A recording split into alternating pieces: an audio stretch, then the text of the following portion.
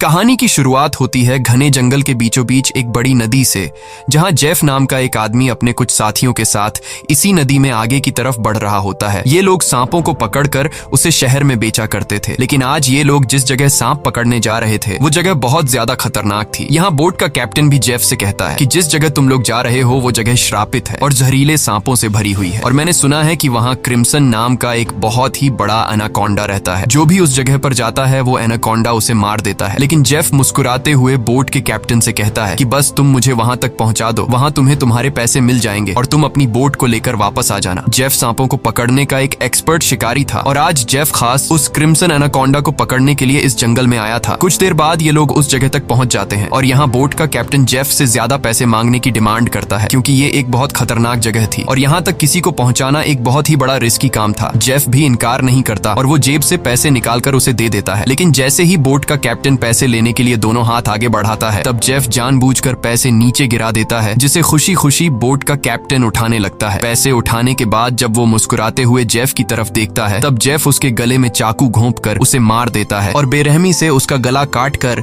नदी के पानी में उसका सिर फेंक देता है। ये सब कुछ नदी के किनारे खड़े जेफ के साथी भी देख रहे थे। जेफ को ऐसा करते देखकर वो दोनों बहुत ज्यादा डर जाते हैं। इसके बाद जेफ अपने दो साथियों के पास आता है और उनसे कहता है कि अगर तुम दोनों ने भी मुझे धोखा देने की कोशिश की तो तुम्हारा भी यही हाल होगा। इसके बाद ये तीनों जंगल में आगे बढ़ते हुए एक जगह पर पहुंचते हैं, जहां उन्हें सांपों की एक बड़ी मूर्ति दिखाई देती है और ये देखते हुए जेफ कहता है तो आखिर क्रिम्सन एनाकोंडा की कहानी सच थी। दूसरी तरफ जेफ के साथियों को बहुत सारे सांप मिल जाते हैं, जिन्हें देखकर वो भी बहुत ज्यादा खुश हो जाते हैं। इसके बाद ये दोनों जल्दी से सभी सांपों को पकड़कर बैग में बंद करने लगते हैं, जबकि जेफ इन छोटे सांपों पर ध्यान नहीं देता और वो इस जंगल के सबसे बड़े सांप, जिसका नाम क्रिम्सन एनाकोंडा है, उसे ढूंढने लगता है। अब इन दो साथियों ने जो सांप कपड़ों के बैग में भर दिए थे, उन सांपों को अकेले एक साथी बोट तक लेकर आता है। वो देखता है कि जेफ ने जिस आदमी का गला काटकर पानी में फेंक दिया था, उसकी सर कटी लाश कुछ दूरी पर पानी में खड़ी है। ये देखकर उसे अपनी आंखों पर यकीन नहीं आया। तभी वो लाश अचानक पानी में डूब गई और तैरते हुए एक बड़ी सी चीज तेजी से उसकी तरफ बढ़ने लगी। वो आदमी डर के मारे तेजी से जंगल की तरफ भागने लगता है, लेकिन तभी बिजली की रफ्तार से एक बहुत ही बड़ा एनाकोंडा उसे जकड़ लेता है। वो एनाकोंडा उस आदमी की बॉडी पर लिपटकर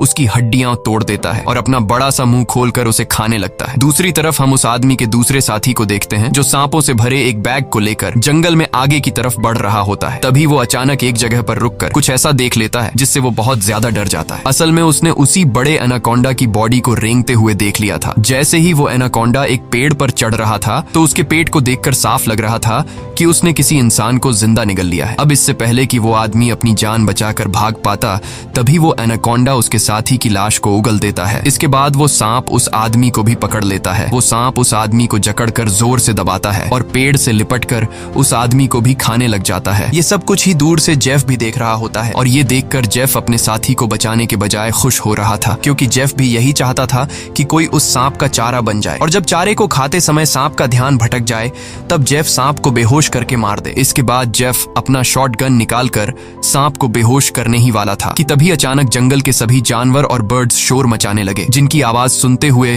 वो एनाकोंडा अपने शिकार को ऐसे ही छोड़कर चला जाता है। आखिर कुछ तो ऐसा था जिससे जंगल के सभी जानवर डर रहे थे। अब यहाँ सीन कट होता है और हमें एक सर्कस शो दिखाया जाता है। ये सर्कस अब बंद होने के कगार पर था। कोई भी इस सर्कस को देखने का इंटरेस्ट नहीं रखता था। यहाँ सर्कस के मालिक के पास बिली यांग नाम का एक लड़का आता है, जो सर्कस के मालिक को पैसों से भरा हुआ एक सूटकेस देकर सर्कस में काम करने वाले सभी लोगों को खरीद लेता है, क्योंकि उसने थाईलैंड जाकर एक नया सर्कस खोलने का प्लान बनाया हुआ था। सर्कस के लोग बिली यांग के पास इतने सारे पैसे देखकर परेशान हो जाते हैं, क्योंकि आज से कुछ साल पहले बिली यांग बहुत गरीब हुआ करता था। वो भी इन लोगों के साथ मिलकर सर्कस में काम किया करता था, लेकिन पता नहीं कि बिली यांग अब कौन सा ऐसा काम करने लगा जिससे वो रातों रात इतना अमीर हो गया। अगली सुबह बिली यांग बोट के जरिए सभी लोगों को थाईलैंड ले जाने का प्लान बनाता है। अब क्योंकि बिली यांग ने इन सभी लोगों को खरीद लिया था, इसलिए ये सभी उसकी बात मानकर बोट में बैठ जाते हैं और बोट का कैप्टन बोट को चलाने लगता है। रास्ते में बिली यांग बाथरूम में छिपकर किसी को कॉल करता है और कॉल पर वो सामने वाले से कहता है कि डिलीवरी तैयार है, जल्द ही मैं इन लोगों को लेकर तुम्हारे पास पहुंच जाऊंगा। बिली यांग की इन बातों से हमें पता चलता है कि वह बोट पर मौजूद लोगों के साथ कुछ गलत करने वाला है। कुछ दूर आगे जाने के बाद ये लोग देखते हैं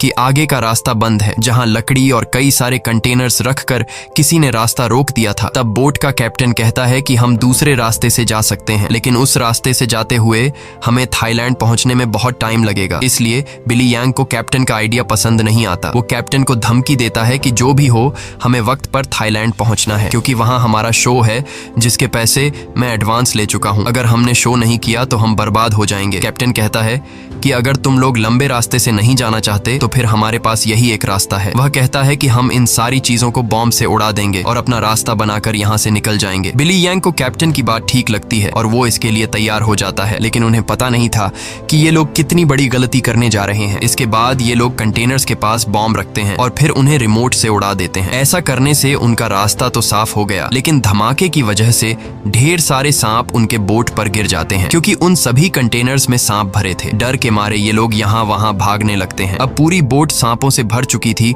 और ये सांप बोट पर मौजूद लोगों को डसने लगते हैं। यहाँ लेनी नाम की एक लड़की समझदारी से काम लेते हुए पाइप के जरिए प्रेशर से पानी खोल देती है और अपने आसपास जितने भी सांप होते हैं सबको बोट से नीचे पानी में गिरा देती है। बिली यांग डर के मारे बोट के बाथरूम में छिप जाता है, लेकिन तभी अचानक बाथरूम की छत टूट जाती है और बहुत सारे सांप बिली यांग के ऊपर गिर जाते हैं। उनसे बचने के लिए वह नदी में कूद जाता है और तैरते हुए किनारे तक पहुंचता है, लेकिन वहां पर भी एक किंग कोबरा उसके सामने आ जाता है। अब इससे पहले कि वो किंग कोबरा बिली को काट पाता, तभी कोई आदमी सांप पर पैर रखकर उसे कुचल देता है और बिली यांग की जान बचा लेता है। यह इंसान कोई और नहीं बल्कि जेफ था। अब जेफ ने बिली की जान बचाई थी, इसलिए बिली उसे अपने बोट पर ले आता है। जेफ यहाँ सभी से झूठ कहता है कि मैं एक वाइल्ड एक्सप्लोरर हूँ और एक एक्सीडेंट की वजह से यहाँ जंगल में फंस गया हूँ। तभी सर्कस के एक आदमी जिसका नाम जियाओ है, उसके कान में तेज दर्द होने लगता है। दर्द इतना ज्यादा था कि वह नीचे गिर जाता है। जब जेफ उसके कान में गौर से देखता है तो उसे पता चल जाता है कि जियाओ के कान में तकलीफ क्यों हो रही है। इसके बाद जेफ अपनी उंगली पर एक कट लगाकर उसे जियाओ के कान के पास ले जाता है और तभी जियाओ के कान से एक पतला जहरीला सांप निकलकर जेफ की उंगली को काट देता है, लेकिन सांप के काटने के बावजूद जेफ को कुछ नहीं होता और वह उस पतले सांप को पानी में फेंक देता है। ये देखकर लेनी बहुत हैरान हो जाती है और सोचने लगती है कि आखिर सांप के काटने के बाद भी जेफ पर जहर का असर क्यों नहीं हुआ। लेनी भी सांपों के बारे में जानकारी रखती थी। वह जानती थी कि एक सांप के जहर से इम्यून होने के लिए इंसान को बहुत सारा सांप का जहर अपने शरीर में डालना पड़ता है, तब जाकर उस इंसान पर सांप के जहर का असर नहीं होता। ये सारी चीज वह बिली यांग को भी बताती है और कहती है, मुझे जेफ ठीक नहीं लग रहा। तुमने भी देखा कि सांप ने उसे उंगली पर काटा, लेकिन जेफ को कुछ नहीं हुआ। लेकिन बिली यांग लेनी की बातों पर ध्यान नहीं देता और कहता है कि हमें जेफ का शुक्रिया अदा करना चाहिए, क्योंकि उसने मेरी और हमारे एक साथी की जान बचाई है। दूसरी तरफ जेफ इस बोट के कैप्टन से मिलता है। जेफ बोट के कैप्टन को ढेर सारे पैसे देकर एक नक्शा दिखाता है और बोट के कैप्टन से कहता है कि अगर तुमने मुझे नक्शे पर बताई गई जगह पर पहुंचाया तो मैं वहां पहुंचकर तुम्हें और भी ढेर सारे पैसे दूंगा। कैप्टन उस जगह का नाम सुनते ही बंदूक उठाकर जेफ पर तान देता है। वह कहता है कि अगर दोबारा तुमने वहां जाने की बात की तो मैं तुम्हें गोली मार दूंगा। दरअसल कैप्टन भी उस जगह के बारे में जानता था कि वहां एक बहुत ही खतरनाक क्रिम्सन नाम का एनाकोंडा रहता है। यह सुनकर जेफ वहां से चला जाता है। कैप्टन बोट में बैठकर मछलियां पकड़ने लगता है, लेकिन तभी हम देखते हैं कि कैप्टन जिस फिशिंग रॉड से मछलियां पकड़ रहा था वह फिशिंग रॉड नीचे से कोई जोर से खींचता है, जिसकी वजह से वह फिशिंग रॉड कैप्टन के हाथ से छूटकर नीचे गिर जाती है। अब कैप्टन उस फिशिंग रॉड को उठाने के लिए नीचे झुकता है, लेकिन तभी उसे कोई पानी में नीचे खींच लेता है। दरअसल कैप्टन को किसी और ने नहीं बल्कि जेफ ने पानी में नीचे खींचा था। कैप्टन को मारने के बाद जेफ कैप्टन की बॉडी को उस जंगल में मौजूद एनाकोंडा को बुलाने के लिए चारे के तौर पर इस्तेमाल करता है। कुछ देर बाद सभी कैप्टन को ढूंढने लगते हैं, लेकिन बोट का कैप्टन उन लोगों को कहीं पर भी नहीं मिलता। लेनी को जेफ पर शक होने लगता है कि कहीं जेफ ने उसे मार तो नहीं दिया। वह जेफ से पूछती है कि कैप्टन कहाँ है, लेकिन जेफ कहता है कि मुझे कैप्टन के बारे में कुछ भी नहीं पता। वह यह भी कहता है कि यह जंगल है, यहाँ इंसानों का गायब होना आम बात है। तभी अचानक पूरे जंगल में एक अजीब सा शोर छा जाता है। जंगल के सभी परिंदे और जानवर शोर मचाकर भागने लगते हैं। तभी एकदम से उन सबको पानी में कुछ अजीब सी हलचल सुनाई देती है। एक साथी कहता है कि यह आवाज कैसी है। तब जेफ खुश होकर कहता है कि कुछ बड़ा आने वाला है। जेफ की खुशी से यह साफ जाहिर हो रहा था कि जैसे वह इस आने वाले खतरे का इंतजार कर रहा था। तभी हम देखते हैं कि नदी की गहराई में एक बहुत ही बड़ा एनाकोंडा जेफ के लगाए जाल की तरफ बढ़ रहा है। जेफ का लगाया हुआ फिशिंग रॉड जोरों से नीचे की तरफ खींचता है। अब जेफ एनाकोंडा को पकड़ने के लिए फिशिंग रॉड को पकड़ने की कोशिश करता है, लेकिन वह एनाकोंडा इतनी आसानी से जेफ के जाल में कहां फंसने वाला था। तभी वह एनाकोंडा उनके सामने आ जाता है। यह एनाकोंडा आकार में बहुत बड़ा और बेहद डरावना था, जिसे देखकर सबके गले में सांसें अटक जाती हैं। जेफ ने जो फिशिंग रॉड की रस्सी पकड़ी हुई थी, एनाकोंडा उस रस्सी को जोर से खींचता है, जिससे जेफ नीचे पानी में गिर जाता है। वह एनाकोंडा जेफ को पानी में इधर उधर पटकने लगता है, लेकिन जेफ इतनी आसानी से हार मानने वाला नहीं था। वह खुद को बचाने के लिए तैरते हुए उसी नदी में मौजूद एक छोटी बोट पर चढ़ जाता है और एनाकोंडा को पकड़ने वाले जाल की रस्सी को उसी बोट से बांध लेता है। अब वह बोट पर खड़े होकर एक नुकीले औजार से उस एनाकोंडा पर वार करता है, लेकिन उस वार से एनाकोंडा पर कुछ ज्यादा असर नहीं होता। एनाकोंडा जेफ को पकड़ लेता है। वह एनाकोंडा जेफ के साथ साथ उस बोट के ऊपर लिपटकर नीचे पानी में डुबो देता है। दूर खड़े ये लोग यह सब कुछ देख रहे थे और उन्हें लगता है कि जेफ मारा गया, लेकिन अगले ही पल जेफ तैरता हुआ पीछे से वापस बोट में आ जाता है। ये देखकर सभी लोग हैरान रह जाते हैं। अब जेफ फिर से पानी में एनाकोंडा ढूंढने लगता है, लेकिन उसे नहीं पता था कि एनाकोंडा अब पानी में नहीं बल्कि उसके पीछे बोट की छत पर है। एनाकोंडा सबके सामने अपने मुंह से कैप्टन की बॉडी को उगल देता है। ये देखकर बोट पर सभी लोग बहुत डर जाते हैं। ये लोग एनाकोंडा से खुद को बचाने के लिए इधर उधर भागने लगते हैं। वह एनाकोंडा कमरे में बंद सर्कस के 2 साथियों को मारने ही वाला था कि तब भी पीछे से जेफ हाथ में एक नुकीला औजार लिए एनाकोंडा पर हमला कर देता है, जिससे एनाकोंडा और भी ज्यादा गुस्सा हो जाता है और अब एनाकोंडा जेफ की तरफ बढ़ने लगता है। लेकिन जेफ एनाकोंडा से खुद को बचाते हुए उससे छिप जाता है, मगर एनाकोंडा भी जेफ का पीछा नहीं छोड़ता। वह जेफ को ढूंढने के लिए बोट के अंदर घुस जाता है, जहां बोट के अंदर सर्कस के बाकी लोग भी छिपे हुए थे। लकीली एनाकोंडा बिली और डायना को देख नहीं पाता। वह उनके ऊपर से रेंगते हुए खिड़की से होकर बोट से बाहर निकल जाता है। ये सभी लोग बोट के कोने कोने में छिपे हुए थे। एनाकोंडा इन लोगों को ढूंढते हुए जब बाथरूम की तरफ जाता है तो वह एक बच्चे और जियाओ को देखता है। एनाकोंडा तुरंत उन दोनों पर हमला कर देता है, लेकिन यह दोनों खुद को बचाते हुए वहां से निकल जाते हैं। अब उनके पास लेनी भी पहुंच जाती है। जैसे ही एनाकोंडा लेनी पर हमला करता है, तब जियाओ समझदारी से काम लेते हुए एनाकोंडा के सिर के आगे एक मटका लाता है, जिससे एनाकोंडा का सिर मटके के अंदर फंस जाता है। मटके से अपना सिर निकालने के लिए एनाकोंडा तड़पने लगता है और इसी हलचल में यहाँ पर केरोसिन ऑयल का गैलन गिर जाता है। एनाकोंडा अपने सिर से मटके को निकालने के लिए पूरी तरह से बेकाबू हो जाता है। वह यहाँ वहां खुद को मारता है और आखिर में वह अपने सिर को बोट से पटक कर मटके को तोड़ देता है, जिससे उसका सिर आजाद हो जाता है। लेकिन आजाद होते ही पीछे से जेफ एनाकोंडा के गले में रस्सी का फंदा डाल देता है। इससे पहले कि जेफ उस एनाकोंडा को पकड़ पाता, तभी नीचे केरोसिन ऑयल गिरने की वजह से बोट में आग लग जाती है और आग धीरे धीरे बढ़ते हुए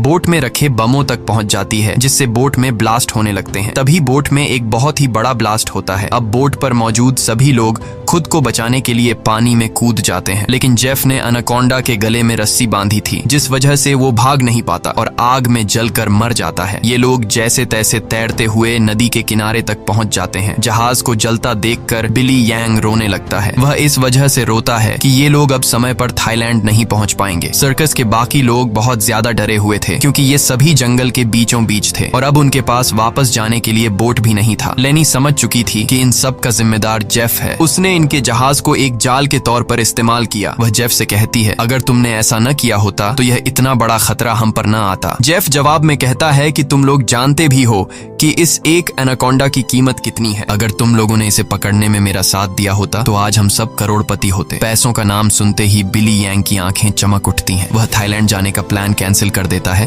और दौड़कर जेफ के पास आता है और कहता है, मैं तुम्हारे साथ हूँ। बताओ इस एनाकोंडा को पकड़ने के लिए हम क्या कर सकते हैं और हमें पैसे कैसे मिलेंगे। उसके बाद जेफ एक मैप निकालता है और उन्हें दिखाते हुए कहता है, अगर तुम लोग मेरी मदद करोगे तो इस मैप के जरिए मैं तुम्हें 1-2 दिन के अंदर थाईलैंड पहुंचा दूंगा। अब यहाँ बिली यांग और टीम के बाकी लोग जेफ के बोट तक जाने के लिए मान जाते हैं, लेकिन लेनी को जेफ पर बिल्कुल भी भरोसा नहीं था, इसलिए वह वहां जाने से इनकार कर देती है। तभी सर्कस टीम की एक लड़की की तबीयत अचानक खराब होने लगती है। जब बिली यांग उसके कंधे को देखता है तो उन्हें पता चलता है कि उस लड़की को एक बहुत ही खतरनाक मकड़ी ने काटा है, जिसके जहर से वो मर भी सकती थी। ये देखकर जेफ वहां पर मौजूद सभी लोगों से कहता है, मेरे पास एक ऐसी दवाई है जिससे उस लड़की का इलाज हो सकता है, लेकिन वह दवाई मेरे बोट में रखी गई है। अगर तुम इसका इलाज करना चाहते हो तो तुम्हें मुझे मेरी बोट तक पहुंचाना होगा। अब न चाहते हुए भी लेनी जेफ के साथ चलने को तैयार हो जाती है। कई घंटों के सफर के बाद जब एक साथी नदी का पानी पीने लगता है तब जेफ उसे रोक देता है और जेफ सभी से कहता है, यहाँ का पानी कभी भी मत पियो। यहाँ के पानी में ऐसे कीड़े हैं जो पानी पीते समय इंसान के अंदर चले जाते हैं। इसके बाद वो कीड़े उस इंसान के अंदर ऐसी प्यास लगाते हैं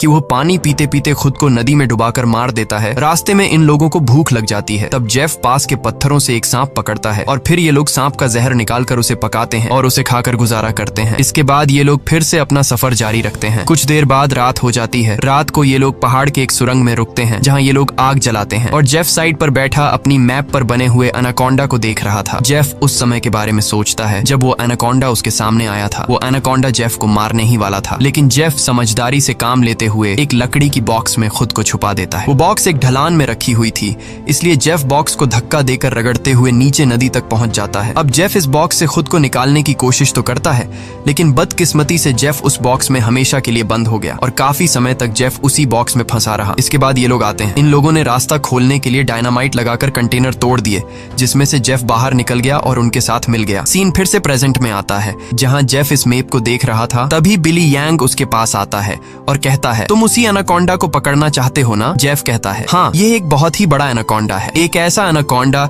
जो इस पूरे जंगल का राजा है। यहाँ के सभी जानवर इस एनाकोंडा से डरते हैं। इसने दुनिया के बड़े बड़े शिकार किए हैं, यहाँ तक कि इसने अपने ही जैसे बड़े बड़े एनाकोंडा को मार गिराया, और अगर हम उसे पकड़ने में कामयाब हुए तो हम रातों रात मिलियनेयर बन जाएंगे। पैसों का सुनते ही बिली यंग कहता है, मैं आपके साथ उस एनाकोंडा को पकड़ने के लिए तैयार हूँ। अब काफी रात हो जाती है और ये सभी लोग सो जाते हैं। तभी सर्कस के एक साथी की किसी अजीब सी आवाज से आंख खुलती है। वो देखता है कि उसका भाई यहाँ नहीं है। अपने भाई को ढूंढते हुए वो उस सुरंग से बाहर आया और उसे ढूंढते हुए नदी के पास जाता है, जहाँ वो देखता है कि उसका भाई अपने आप को नदी के पानी में डुबाने की कोशिश कर रहा है। ये आदमी उसे ऐसा करने से रोकता है, पर उसका भाई इसकी कोई बात नहीं सुनता। और तब वो देखता है कि उसके भाई की नाक से कुछ अजीब से कीड़े निकल रहे हैं, जिसे देखकर वो समझ जाता है कि इसने इस नदी का पानी पी लिया है। जो कि जेफ ने बताया भी था कि इस नदी का पानी पीने के बाद उस पानी के अंदर मौजूद कीड़े उस इंसान को इतनी प्यास लगा देते हैं कि वो इंसान खुद को उस पानी के अंदर डुबाने पर मजबूर हो जाता है। और ठीक ऐसा ही होता है। अपने भाई को मरा हुआ देखकर ये आदमी बहुत ज्यादा रोता है और वापस सुरंग में आ जाता है। अगली सुबह ये लोग दोबारा अपने सफर पर निकल जाते हैं। कई घंटों का सफर तय करने के बाद ये लोग एक नदी के पास पहुंच जाते हैं और अब इन लोगों को अपनी मंजिल तक पहुंचने के लिए उस नदी में से होते हुए पैदल जाना पड़ेगा। अब ये लोग पहले तो उस नदी में उतरने से काफी ज्यादा डर रहे थे, लेकिन कोई दूसरा रास्ता न होने की वजह से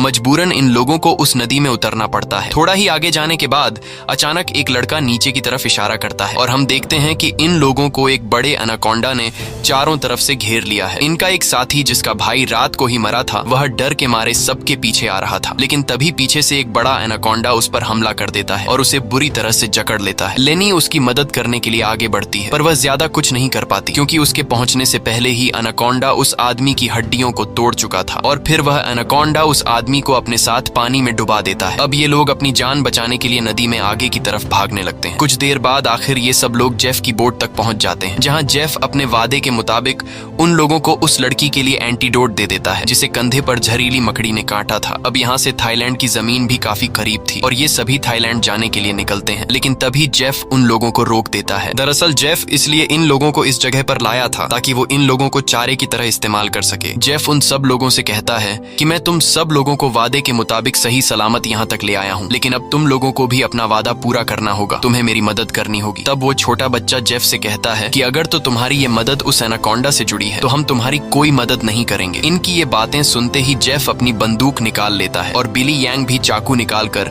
उसका साथ देने लगता है। बिली यांग सभी से कहता है कि जेफ जो भी कह रहा है तुम्हें उसकी बात माननी चाहिए। यहाँ लेनी कहती है कि तुम लोग पागल तो नहीं हो गए हो, उस एनाकोंडा को पकड़ना बहुत मुश्किल है, क्यों तुम लोग अपनी जान से हाथ धोना चाहते हो? जेफ कहता है, हाँ तुम ठीक कह रही हो, उस एनाकोंडा को पकड़ना मुश्किल तो है पर नामुमकिन नहीं, क्योंकि उस एनाकोंडा को खाते हुए जब उसका ध्यान भटक जाए तब उसे पकड़ा जा सकता है। उसके बाद बिली यांग और जेफ सर्कस टीम के 2 लोगों को रस्सी से बांधकर सांप का चारा बनाते हैं। वह बच्चा बिली यांग से कहता है, तुम ऐसा क्यों कर रहे हो? सोचो अगर हम लोग मर गए तो तुम्हारी सर्कस में कौन परफॉर्म करेगा? ये सुनकर बिली यांग जोर जोर से हंसने लगता है और उस बच्चे से कहता है कि क्या तुम लोगों ने कभी सोचा नहीं कि मैं इतनी जल्दी कुछ ही सालों में इतना अमीर कैसे हुआ? अरे पागलो, मैं तुम लोगों को थाईलैंड में सर्कस के लिए थोड़ी लेके जा रहा था। मैं तो तुम्हारी बॉडी के ऑर्गन्स को बेचकर बहुत सारा पैसा कमाने वाला था और यही मेरा बिजनेस है। लेकिन अब देखो मैंने अपना प्लान चेंज कर दिया। अब मैं जेफ के साथ मिल गया हूँ क्योंकि मैं जानता हूँ कि तुम्हारे बॉडी पार्ट्स से भी ज्यादा पैसे मुझे ये एनाकोंडा दे सकता है। दूसरी तरफ जेफ ने उन 2 लड़कियों को भी बांध दिया था और अब वो एक लड़की से बदतमीजी करने लगा था। अब यहाँ वो लड़की समझदारी से काम लेते हुए ऐसा दिखाती है कि वो जेफ का साथ देना चाहती है। जेफ उसकी चाल को समझ नहीं पाता। वो लड़की जेफ के करीब आकर जेफ के बालों में हाथ मारने लगती है और मौका मिलते ही वो लड़की जेफ की पॉकेट से गन निकालकर जेफ पर तान देती है। अब वो लड़की जैसे ही जेफ को शूट करती है तो बंदूक से गोली नहीं चलती क्योंकि उसको बंदूक का लॉक खोलना नहीं आ रहा था। अब जेफ गुस्से में आकर उससे बंदूक छीन लेता है और उसी लड़की पर तान कर उसे मारने ही वाला होता है कि तब तक लेनी ने भी खुद को आजाद कर लिया था और वो एक शीशे के नुकीले टुकड़े से जेफ के पेट पर वार करती है। अब जेफ लेनी को धक्का देकर पीछे धकेल देता है, लेकिन तब वो दूसरी लड़की भी जेफ पर हमला कर देती है और पीछे से लेनी भी जेफ से बंदूक छीनने की कोशिश करती है। इसी हाथापाई में गोली चलने की आवाज आती है, लेकिन पता नहीं चल पाता कि ये गोली किसको लगी। दूसरी तरफ हम उन 2 लोगों को देखते हैं जिन्हें बिली यांग ने एनाकोंडा के लिए चारा बनाया था। वो दोनों बेचारे डर के मारे तड़प रहे होते हैं। कुछ देर बाद एक बड़ा सा एनाकोंडा उन दोनों को खाने के लिए धीरे धीरे उनकी तरफ बढ़ने लगता है, जबकि दूर खड़ा बिली यांग मजे से ये सारा नजारा देख रहा था। बिली यांग इंतजार में था कि कब वो एनाकोंडा उन पर हमला करेगा और मैं रस्सी को खींचकर उस एनाकोंडा को पकड़ लूंगा। लेकिन वो ये नहीं जानता था कि जहां पर वो खड़ा है ठीक उसके ऊपर से एक दूसरा एनाकोंडा उस पर हमला करने के लिए आगे बढ़ रहा है। अब इससे पहले कि बिली यांग उस एनाकोंडा को देख पाता, वो एनाकोंडा उसके काफी करीब पहुंच जाता है और वो एनाकोंडा बिली यांग पर हमला करके उसे अपने साथ उठाकर ले जाता है और तब बिली यांग के हाथ से रस्सी छूट जाती है, जिससे एनाकोंडा का चारा बने हुए 2 लोगों को जाल कवर कर लेता है, जिससे उनकी जान बच जाती है। दूसरी तरफ जेफ उस लड़की को मारने की कोशिश करता है, लेकिन लेनी पीछे से आकर जेफ को एक बड़ी लकड़ी से सिर पर मारकर बेहोश कर देती है। जेफ के बेहोश होते ही ये दोनों भागते हुए अपने 2 साथियों के पास पहुंच जाती हैं और उन्हें जाल से आजाद कर लेती हैं। लेकिन बदकिस्मती से जेफ को होश आ गया था और वो उनकी तरफ बढ़ने लगा, लेकिन तभी एक बड़ा सा एनाकोंडा आकर जेफ को ले जाता है। ये लोग अब जल्दी से यहाँ से निकलने की तैयारी करते हैं, लेकिन उनकी एक साथी चलने के लायक नहीं थी क्योंकि जेफ और उन लड़कियों के बीच हाथापाई के दौरान जो गोली चली थी वो गोली उस लड़की को लगी थी। कुछ देर बाद वो लड़की उनकी नजरों के सामने दम तोड़ देती है। अब बचे हुए 3 लोग अपनी जान बचाने के लिए जेफ की बोट में बैठकर नदी से होते हुए यहाँ से निकलने लगते हैं, लेकिन तभी पीछे से जियाओ को कोई चीज लगती है। जब वो कंधे से उस चीज को उतार कर देखता है तो उसे पता चलता है कि ये एक बेहोशी वाला इंजेक्शन है। कुछ ही सेकंड बाद जियाओ बेहोश हो जाता है